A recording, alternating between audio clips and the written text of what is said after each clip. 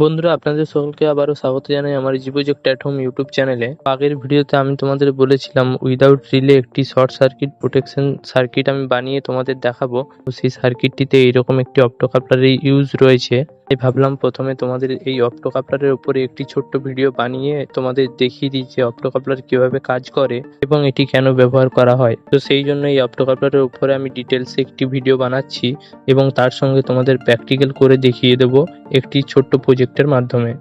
তো চলো ভিডিওটি শুরু করা যাক।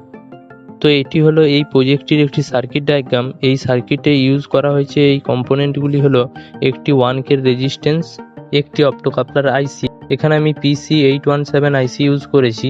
এর বদলে তোমরা অন্য কোনো অপ্টোকাপলার আইসিও ইউজ করতে পারো। আর এর সাথে প্রয়োজন হবে একটি চার্জিং পিন, একটি অন্য পাওয়ার অ্যাড করার জন্য। আর তার সাথে প্রয়োজন হবে একটি আমি 12 ভোল্টের সোর্স নিয়েছি, যেটি আমার একটি BMS থেকে।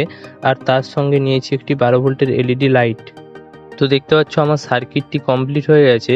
এরপর আমি যখন এই সার্কিটটি প্র্যাকটিক্যালে বানাবো তখন তোমাদের সমস্ত কিছু বলে যাব, তাহলে তোমরা বুঝতে পারবে এই অপ্টোকাপলার কেন ইউজ করা হয় এবং এটির কাজ কিভাবে করে। তো চলো বন্ধুরা, প্র্যাকটিক্যালে সার্কিটটি বানানো যাক। অপ্টোকাপলার একটি বর্তমান যুগে পাওয়ার ইলেকট্রনিক্সের ক্ষেত্রে সবচাইতে বেশি ইউজফুল একটি ইলেকট্রনিক্স কম্পোনেন্ট। এই অপ্টোকাপলারকে বিভিন্ন সার্কিটে তোমরা হয়তো দেখে থাকবে, কিন্তু সবচাইতে সাধারণভাবে দেখা যায় আমাদের যে মোবাইল চার্জার থাকে এই চার্জারগুলিতেও এই অপ্টোকাপলারের ব্যবহার থাকে। এই অপ্টোকাপলারটি ইনপুটে যা ভোল্টেজ থাকে, এই অপ্টোকাপলারটি আউটপুটের ভোল্টেজটাকে কন্টিনিউ একই রকম রাখার জন্য ইউজ করা হয়। তার জন্য এটি ফিডব্যাক সেকশনে ইউজ করা থাকে।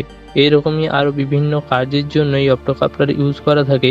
এর সবচাইতে বেশি সুবিধা হলো এর ইনপুট সেকশন এবং আউটপুট সেকশনের মধ্যে কোনো রকম সংযোগ থাকে না। এর ইনপুট সেকশনে একটি LED থাকে এবং আউটপুট সেকশনে একটি ট্রানজিস্টরের মতন কম্পোনেন্ট থাকে। কালেক্টর এবং ইমিটার পিন দুটি বাইরে বের করা থাকে, কিন্তু বেস টার্মিনালটা এর ভেতরেই ইনবিল্ট থাকে একটি সেমিকন্ডাক্টর ম্যাটেরিয়াল দিয়ে, যার মধ্যে ওই LEDটির আলো পড়লে তখন কালেক্টর সঙ্গে ইমিটারটি শর্ট হয়ে যায়। এখানে যদি ইনপুটের LEDটিকে আস্তে আস্তে গ্লো করানো যায়, আবার আস্তে আস্তে গ্লোটা কমানো যায়, তাহলে এর আউটপুটে ভোল্টেজটাও আস্তে আস্তে বাড়বে এবং আস্তে আস্তে কমবে। কম্পোনেন্টটি এমন একটি কম্পোনেন্ট যা সুইচিংয়ের কাজ করে ট্রানজিস্টরের মতো, কিন্তু ইনপুট সেকশন এবং আউটপুট সেকশনের মধ্যে আইসোলেশন করা থাকে। আইসোলেশন অর্থাৎ এর ইনপুটের সঙ্গে আউটপুটে কোনো রকম সংযোগ থাকে না। আমাদের ইনপুটে যদি কোনো কারণে হাই ভোল্টেজ বা হাই অ্যাম্পিয়ার কারেন্ট ইনপুট হয়, তাহলে এর আউটপুট সেকশন সম্পূর্ণ নিরাপদে থাকবে। আর এর ইনপুটে যে LEDটি রয়েছে সেই LEDটি 1.2 ভোল্ট থেকেই জ্বলে। তো বন্ধুরা, এর নেক্সট ভিডিওটি আমার এই অপ্টোকাপলারের উপরেই রয়েছে, সেই জন্য তোমরা অবশ্যই চ্যানেলটি সাবস্ক্রাইব করে বেল নোটিফিকেশনটি অন করে রাখো, যাতে তোমাদের ওই ভিডিওটি মিস না হয়। তাহলে তোমরা অপ্টোকাপলারের ব্যাপারে আরও অনেক কিছুই জানতে পারবে। আর এছাড়াও পরবর্তী সময়ে অপ্টোকাপলারের উপরে আরও অনেক ভিডিও আমি এই চ্যানেলে দেব। তো বন্ধুরা, দেখতে পাচ্ছ আমি সার্কিট ডায়াগ্রাম অনুপাতে এই কম্পোনেন্টগুলি ঠিকঠাক লাগিয়ে নিয়েছি। তো চলো এরপর এটাকে টেস্ট করা যাক।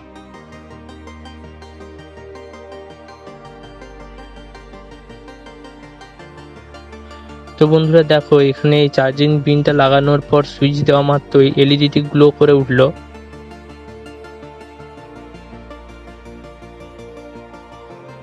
এরপর আমি যখন এই চার্জের সুইচটা অফ করে দিলাম, তাও LEDটি গ্লো করে রয়েছে। এর কারণ হলো এই চার্জারের মধ্যে যে ক্যাপাসিটারে চার্জ স্টোর করে রেখেছে, সেই স্টোর করা চার্জের জন্যই এই লাইটটি জ্বলে রয়েছে। এবং যতক্ষণ পর্যন্ত এই ক্যাপাসিটারের চার্জ শেষ না হয়, এই চার্জারের আউটপুটে চার্জ আসবে, ততক্ষণ পর্যন্ত এই LEDটি জ্বলে থাকবে। তবে তোমাদের বোঝার সুবিধার্থে আমি দেখো চার্জিং পিনের এখানে চার্জিং পিনটা খুলে এবং লাগিয়ে তোমাদের দেখিয়ে দিচ্ছি। এটি সঙ্গে সঙ্গে বন্ধ হবে এবং সাথে সাথেই জ্বলে উঠবে। তো দেখতে পাচ্ছ আমার সার্কিটটা একদম ঠিকঠাকভাবে কাজ করছে। এই চার্জারের ইনপুটটা দিয়েছি, এই ইনপুটটা দিয়ে আমি শুধুমাত্র এই 12 ভোল্টের LEDটাকে সুইচিং করতে পারছি। এই input voltage minimum 1.5 volt 2 volt দিয়ে আমরা এর আউটপুটে ম্যাক্সিমাম 80 ভোল্ট পর্যন্ত কন্ট্রোল করতে পারবো।